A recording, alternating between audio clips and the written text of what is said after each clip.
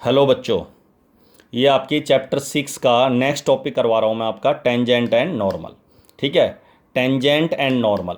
कोई भी कर्व है, मान लीजिए कर्व है, सर्कल है, पैराबोला है, कोई भी कर्व है, y बराबर एफ एक्स।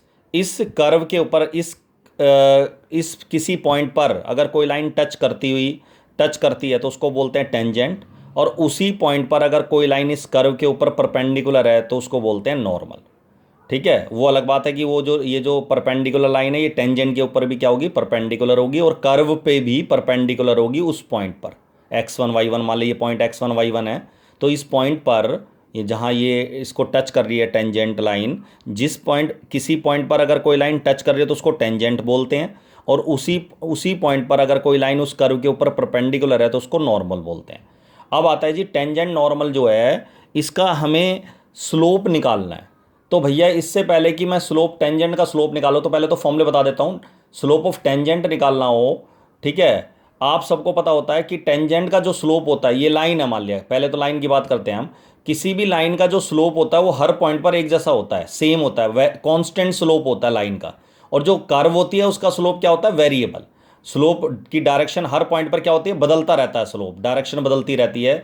इसकी जो चेंज हो रही है एक्स और वाई कोड में, एक्स कोऑर्डिनेट और वाई कोऑर्डिनेट जो चेंज हो रहा है, रिलेशन चेंज हो रहा है, वो बदलता रहता है हर जगह। तो इसका मतलब ये हो गया कि कर्व का जो स्लोप होता है वो तो वेरिएबल होता है, या दूसरे वर्डों में कह सकते हैं पॉइंट वाइज स्लोप होता है कर्व का, पॉइंट वाइज। हर पॉइंट पर उसका स्लोप अलग अलग होगा कर्व का, जैसे 2 3 पर अलग होगा, 1 4 पॉइंट पर अगर स्लोप निकालो इस कर्व का तो अलग आएगा, 4 5 पॉइंट पर अलग निकलेगा, तो हर पॉइंट पर अलग अलग स्लोप आएगा।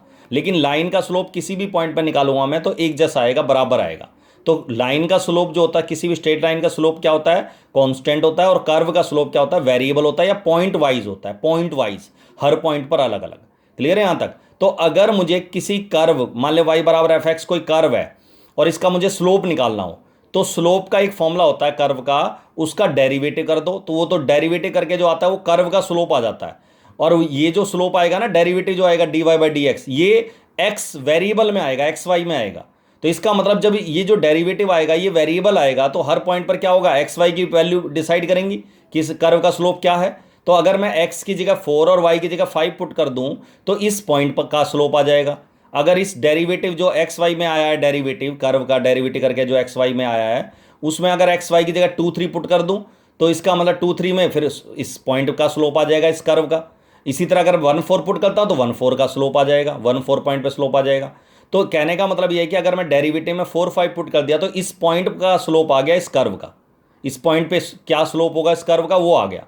और इस पॉइंट पर अगर मैं कोई टेंजेंट लाइन ड्रा कर दूं तो आप सबको पता है टेंजेंट लाइन का स्लोप तो 4 5 पे ले लो चाहे किसी और पॉइंट पे ले लो, एक जैसा होता है। तो इसका मतलब वही लाइन, वही स्लोप जो कर्व का था 4 5 पर, वही स्लोप टेंजेंट लाइन का हो जाएगा।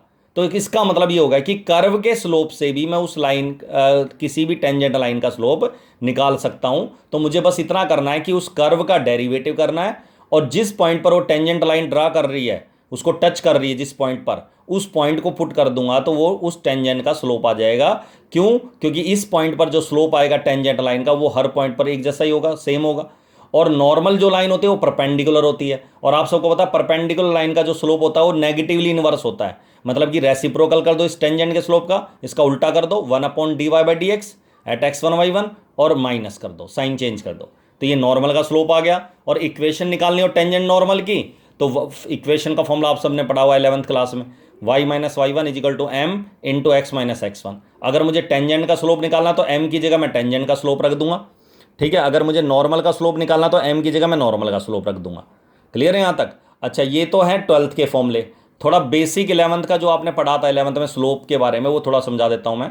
m क्या था, आप सबने स्लोप m से रिप्रेजेंट करते थे हम 11th क्लास में।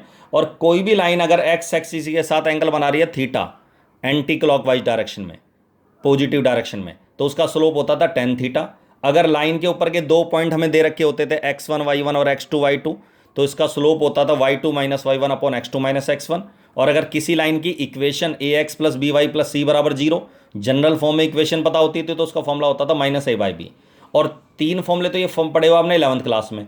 एक और फॉर्मूला हो गया डेरिवेटिव। इसका अगर आप डेरिवेटिव भी कर दोगे तो स्लोप, लाइन का भी स्लोप आ जाता है, कर्व का स्लोप आ जाता है। मतलब डेरिवेटिव एक ऐसा फॉर्मूला, डेरिवेटिव करके हम लाइन का भी स्लोप निकाल सकते हैं और कर्व का भी निकाल सकते हैं। देख लो, चाहे ए एक्स का डेरिवेटिव ए हो गया, बी वाई का क्या हो गया, वाई का आप सबको पता है, वाई का क्या हो गया आपका D Y by D X, B का बी ऐसे रहेगा, सी का जीरो हो गया, तो D Y by D X किसके बराबर आ गया, माइनस ए बाई बी। तो और वही स्लोप किसका था, लाइन का था, डायरेक्ट फॉर्मूला। तो डेरिवेटिव करके, और स्लोप आपने 11th में पढ़ा था delta y by delta x, मतलब कि rate of change in y by rate of change in x. तो यही स्लोप आपका जो है 11th क्लास में पढ़ा था आपने। तो वही y2 minus y one upon x2 minus x1 tan theta a by b d y d x, ये स्लोप के फॉर्मूले सारे पढ़े थे आपने 11th क्लास में। आपने ये भी पढ़ा था कि अगर कोई लाइन एक्स एक्सिस के साथ पैरेलल है, तो पैरेलल है तो एक्स एक्सिस के साथ ये एंगल जीरो बनाएगी, और एंगल अगर जीरो होगा तो स्लोप क्या होगा इसका, जीरो। वैसे भी किसी भी एक्स एक्सिस का खुद का स्लोप भी जीरो होता है, और इसके पैरेलल जो हॉरिजॉन्टल लाइंस होंगी जितनी भी, उनका सभी का स्लोप क्या होगा, जीरो। इसी तरह अगर कोई लाइन एक्स एक्सिस के ऊपर परपेंडिकुलर है तो एंगल 90 डिग्री बनाएगी, और tan 90 कितना होता है फॉर्मूले में, अगर यहाँ 90 रख दूँ तो tan 90 की वैल्यू क्या होती है, नॉट डिफाइन, इन्फिनिटी 1/0, तो स्लोप 1/0 लेंगे। और अगर कोई लाइन एक्स एक्सिस का एक्यूट एंगल बना रही है तो उसका स्लोप पॉजिटिव होता है।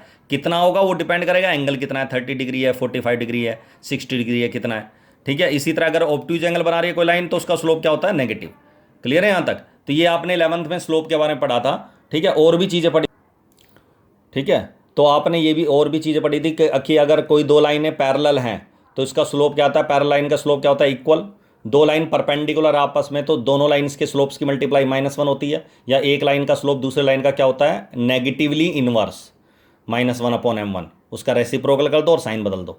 और अगर दो लाइन के बीच का अगर मुझे एंगल निकालना हो, एक्यूट एंगल निकालना हो या ऑब्ट्यूज एंगल निकालना हो, कोई भी एंगल निकालना हो, तो angle between two lines is tan theta बराबर फॉर्मूला लगाते थे m2 minus m1 upon 1 plus m1 m2 का मोड, ठीक है। और अगर मोड ले रहे हो तो ये थीटा जो होगा यहाँ एक्यूट एंगल निकलेगा।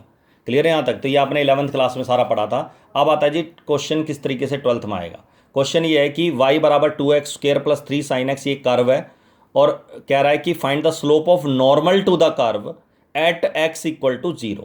जहाँ x की वैल्यू 0 है उस पॉइंट पर इस कर्व के ऊपर जो नॉर्मल ड्रा कर रखा है उसका स्लोप निकालो। तो पहला स्टेप है इसका डेरिवेटिव कर दो। y का डेरिवेटिव आप सबको पता है dy बाई डी एक्स, तो 2x स्क्र का डेरिवेटिव क्या हो गया भैया 4x, और 3 साइन एक्स का क्या हो गया 3 cos x। Slope of tangent मैंने आपको क्या बताया था, टेंजेंट का स्लोप निकलेगा पहले, डेरिवेटिव में उस पॉइंट को रख दो जहां से वो टेंजेंट ड्रा कर रखी होगी x बराबर 0, तो टेंजेंट का स्लोप होगा एट x इक्वल टू 0, तो x की जगह 0 रख दिया, और cos 0 कितना होता है 1, तो ये 0 हो गया, cos 0 1 होता है, तो क्या आ गई इसकी वैल्यू 3। और नॉर्मल का स्लोप निकालना तो इस टेंजेंट के स्लोप का क्या कर लो, negatively inverse, -1/3, this is the answer. इसी तरह ये एक नंबर में इस साल बोर्ड में आया हुआ था, y बराबर 2 sine square 3x at x equal to π/6। अब आप सबको इसका डेरिवेटिव करना है, तो dy बाई डी एक्स क्या आ जाएगा, 2 तो कांस्टेंट ऐसे ही रहेगा, साइन स्क्र 3x में चेन रूल लगेगा। कैसे, साइन स्क्र का डेरिवेटिव होगा 2 साइन 3x, 2 पावर आगे आके साइन 3x की पावर 1, और फिर साइन 3x का डेरिवेटिव cos 3x, और फिर 3x का भी डेरिवेटिव करना है 3, तो यह आ जाएगा 2 2 जा 4 3 जा 12 साइन 3x cos 3x। अब आपको टेंजेंट का स्लोप निकालना है, तो डेरिवेटिव में किस पॉइंट पे निकालना, π/6 पर, तो एट x इक्वल टू π/6, ये नीचे लिखते हैं थोड़ा सा इसे, तो dy by D x at x equal to π/6 बराबर x की जगह π/6 रख दो। तो जब यहाँ π/6 रखेंगे तो 6 से 3 कैंसिल होकर π/2 बचेगा, यहाँ भी π/6 रखेंगे तो π/2 बचेगा। सबको पता साइन 90 1 होता है और cos 90 0 होता है, तो 0 से मल्टीप्लाई होकर 12 1, ये क्या आ जाएगा 0, और यही किसका स्लोप हो गया, टेंजेंट का। तो एक नंबर में क्वेश्चन आया हुआ था कि find the slope of the tangent to the curve at this point, ठीक है। तो कुछ नहीं करना, तो अगली क्लास में इसके और क्वेश्चन डिस्कस करेंगे, ठीक है। सिंपल है, डेरिवेटिव करो कर्व का, उस डेरिवेटिव में पॉइंट पुट कर दो जहां से हमने टेंजेंट ड्रा करके, तो टेंजेंट का स्लोप आ जाएगा, उस स्लोप का नेगेटिवली इनवर्स कर दो तो नॉर्मल का स्लोप आ जाएगा। क्लियर है यहाँ तक। तो ये जो स्लोप हम फाइंड कर रहे हैं टेंजेंट नॉर्मल के, ये किसके स्लोप से फाइंड कर रहे हैं, कर्व के स्लोप से। कर्व का जो स्लोप होता है, क्यों, कर्व के स्लोप हर पॉइंट पर अलग अलग होता है, तो पॉइंट वाइज स्लोप निकाल लो, वही स्लोप टेंजेंट का हो जाएगा, और उसका नेगेटिवली इनवर्स स्लोप जो हो जाएगा वो नॉर्मल का हो जाएगा। क्लियर है यहाँ तक। चलो दैट्स ऑल, अगली क्लास में इसके और क्वेश्चंस डिस्कस करेंगे, ठीक है।